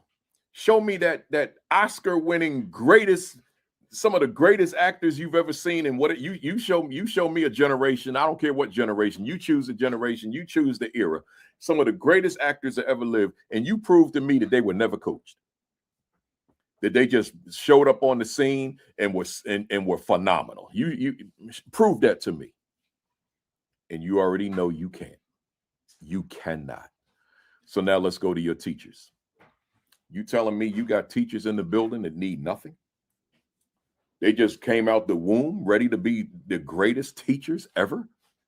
Or they came out of undergrad school and they were ready to be the greatest teacher we've ever laid eyes on? Are you kidding me? The greatest of us need a coach. I'll say it again. The greatest of us need a coach. And in this case, that's you. So let's go back to number 11, your impact on instruction.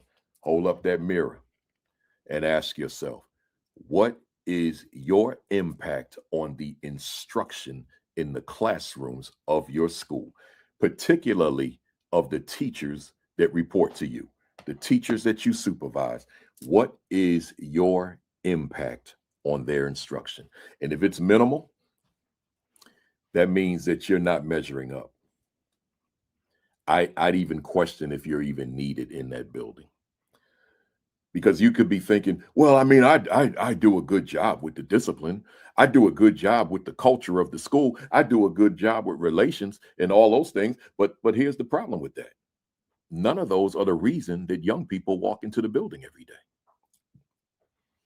They walk into the building to learn. That's it, period. Drop the mic here. Boom. They walk into the building to learn. That's why they're there. So what impact do you have on the instruction? Because the vehicle to them learning is the instruction, is the teacher. That's the vehicle. It's like a car. You trying to get to the next city. Well, you ain't walking unless it's the borders right outside your house. So you got to jump into an automobile. It could be a car, it could be a bus, right? It could be a bicycle, it could be a motorcycle, but some kind of vehicle is going to get you to the next city. Well, in order for the child to learn in your classrooms, the teacher is that car.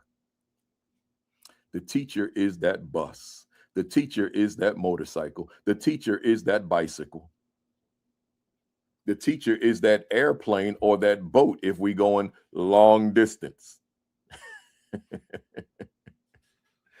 Well, you are that plane, you are that boat, you are that train, you are that car, you are that bicycle, you are that motorcycle, you're all that. So I'm asking you, what is your impact on that vehicle? What is your impact on instruction? And if you're sitting here watching this video right now and you say, ooh, ouch, you squirming in your seat because you know you don't have the impact that you should have, then you got work to do. And if you threw at me the excuse of the culture of the building, we got issues, Principal Kafele, behavior, the culture. Well, I addressed that in number 3 and number 4. That's you too. If that culture is sick, if that culture is toxic, if that culture is dysfunctional, I told you again, I'll tell you again. The culture of a school is a reflection of the leadership in that building. That's you. That's you. So see, you can't circumvent this. If you don't have time to be instructional leader, it's because of your lack of proficiency as it relates to the culture of that building. See, when you take on this role of this ain't for everybody.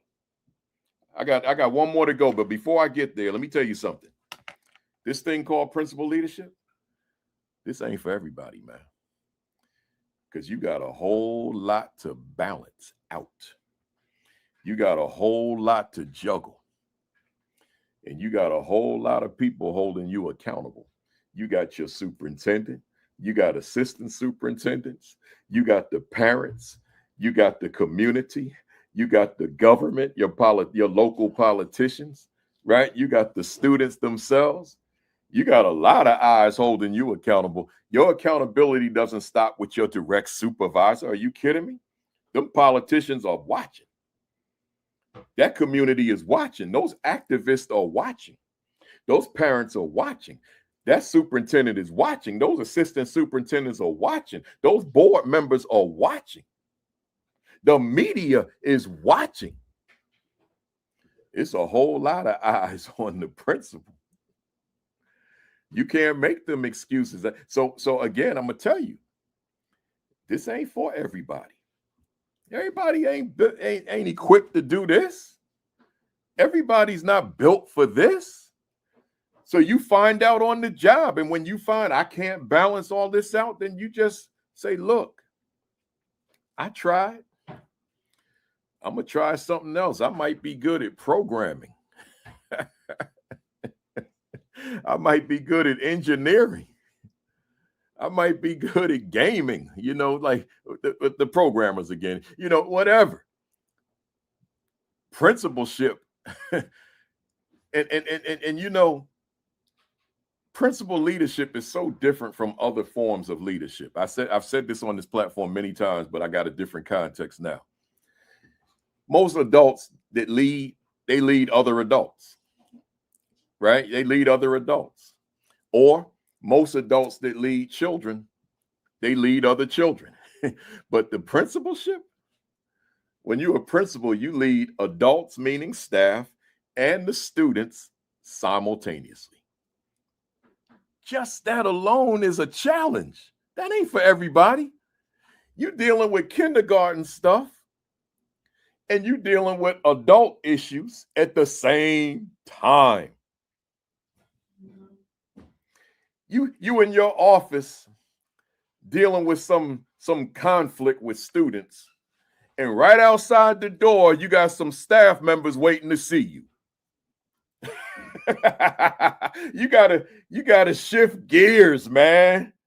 You just dealt with a baby talking about he looked at me funny, right? Now you gotta shift gears to the adult, and they got some stuff, right?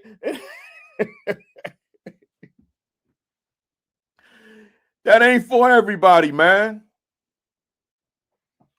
You got to come to grips with it and figure out if this is for me. Because at the end of the day, you must have impact on instruction. Not some cursory look at instruction. You got to be all in. Last one, y'all, which ties into that one I just did. Your impact on equitable learning opportunities. Let me tell you something. I'm gonna look right into my camera on this one. I'm gonna get closer to it. I ain't looking up like that. Let me get closer to it. Let's say you got a class of 20 youngsters and the teacher is old school. And what one gets, they all get. Everybody's getting the same thing out of you. Let me tell you something. Out of the teacher. Let me tell you something. You got some youngsters who will be adversely impacted, perhaps for the rest of their lives. I'm not playing with you. I'm being serious. If a youngster is subjected to being in a classroom, particularly in those elementary grades, and I got to receive from my teacher, we're all receiving the same way, and I don't learn like the youngster sitting next to me, nor the one sitting across from me, or the one behind me, but I have to be subjected for a whole year to whole class instruction. I'm just as bright as anyone else, youngster might be thinking, but no, youngster might, no, let me change that. I'm scratch that. Youngster might be sitting there thinking, I'm dumb.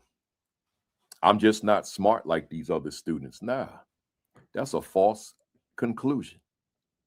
That youngster is probably just as smart, if not smarter, but the style, the methodology that's being used in that classroom is compatible with certain kids in that classroom, and it therefore appears that they're very bright. But the youngster who needs you to come with a different methodology doesn't receive that from you, so it appears this youngster is less intelligent or lacks motivation. And chances are it's neither. I'm trying not to go into my own story. When I got to undergrad school, and for the first time in my life, wrote notes. I'd never done that in my life. For the first time in my life at the age of 23, I wrote down what the professor was saying. And when I got home, I underscored what the textbook said relative to where it was consistent with my notes. So what did I do to keep it short? Because I don't want to get into me at the end of a session. I took this auditory lesson, which I got nothing out of because I didn't know that I wasn't an auditory learner. All I knew was when I sat in them classrooms, I really didn't know what those professors were saying. So I wrote everything they said. And then I went home and I studied my notes. And then I looked at the textbook. I read the textbook and I underscored that which was consistent with my notes. And I said, and that became the basis of me studying. Right? So here's what I'm saying.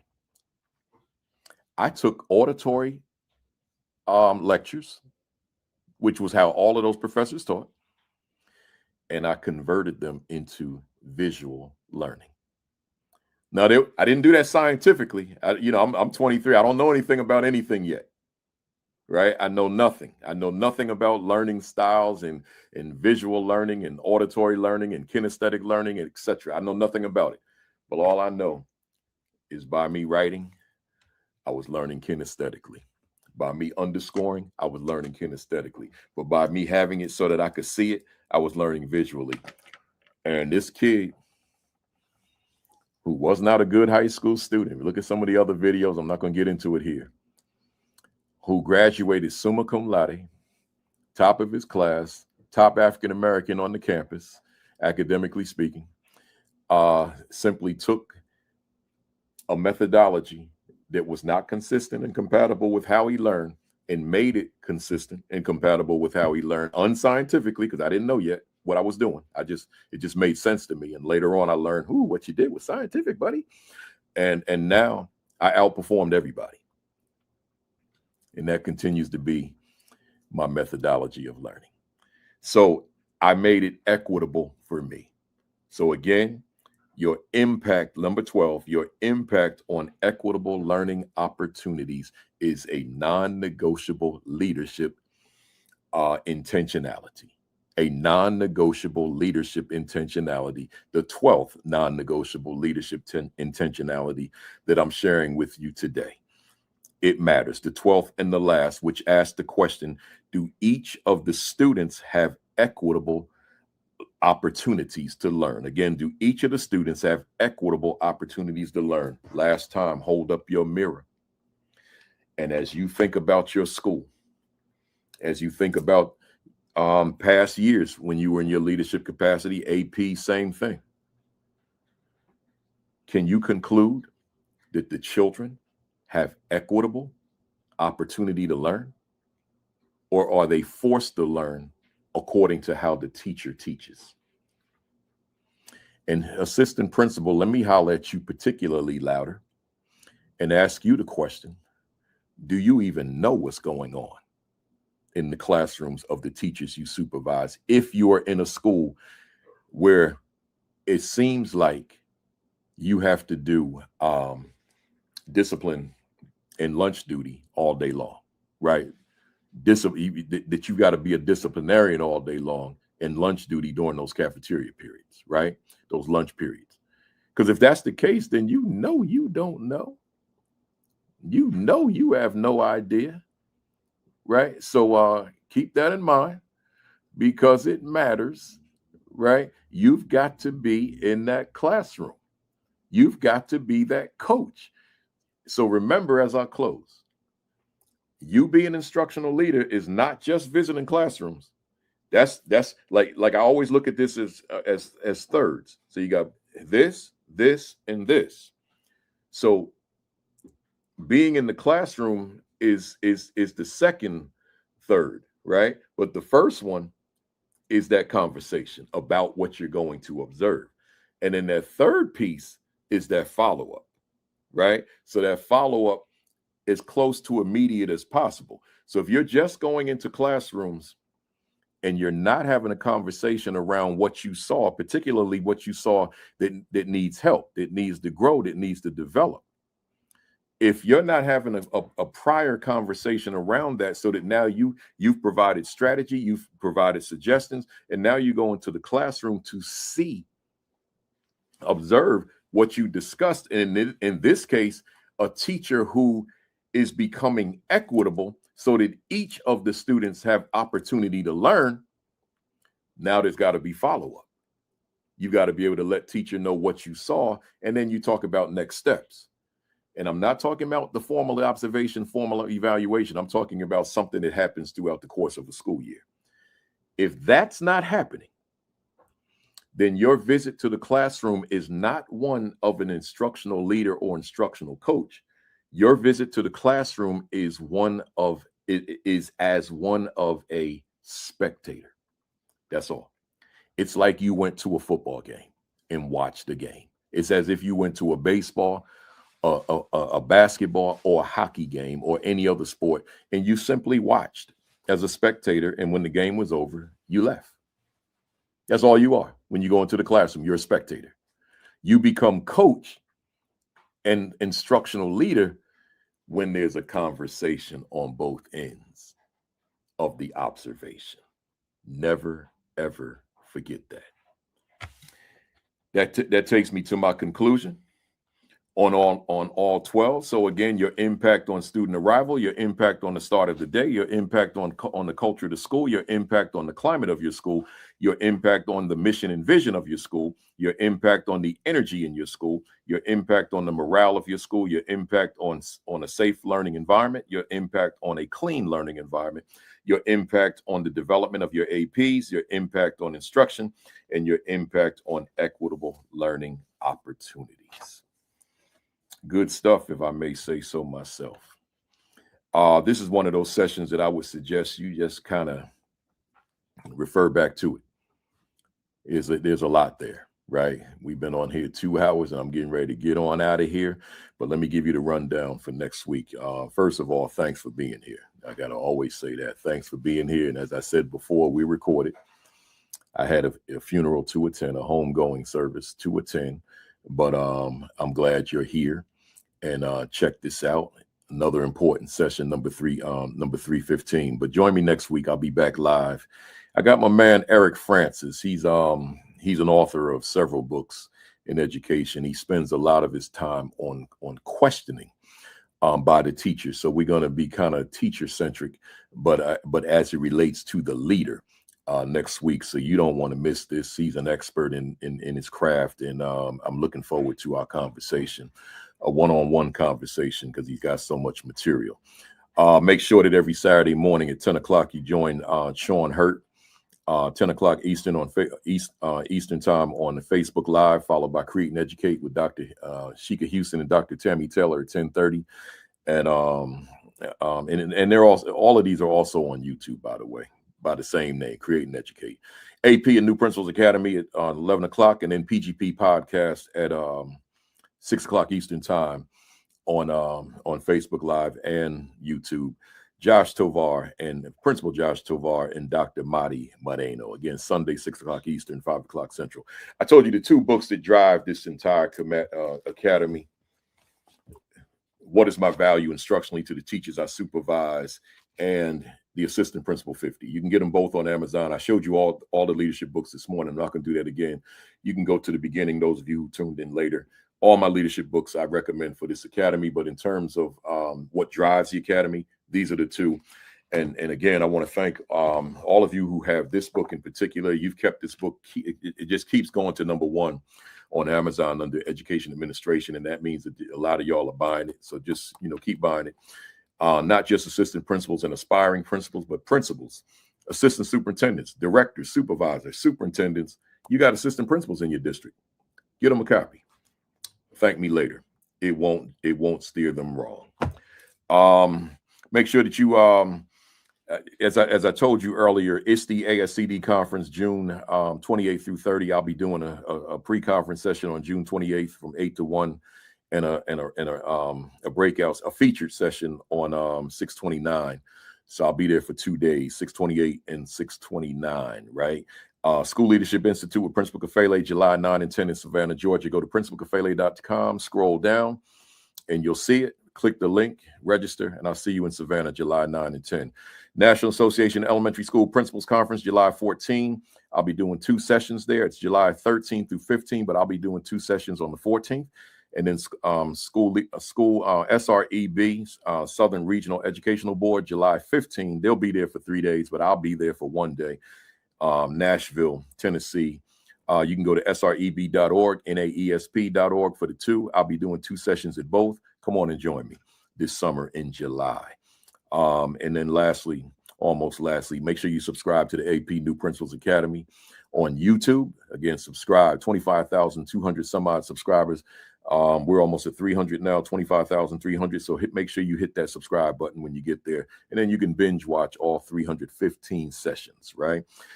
Visit principalkafele.com for additional resources. And then finally, your diet, your exercise, and your virus precautions. Y'all know it's a lot out here, man. It's a lot out here. Y'all know about that boat now out there. I won't even get into it, but it's just so much out here, man. So just do what you got to do to keep yourself safe, to keep yourself protected as best you can. And that way, when you're healthy, then you're in position to be an asset to the folks you lead. So with that being said, once again, I thank you for being here. I'll see you next Saturday for week number 315. So until then, have a great week. Have an extraordinary week. Have your best week yet. Peace. Flip it. Peace.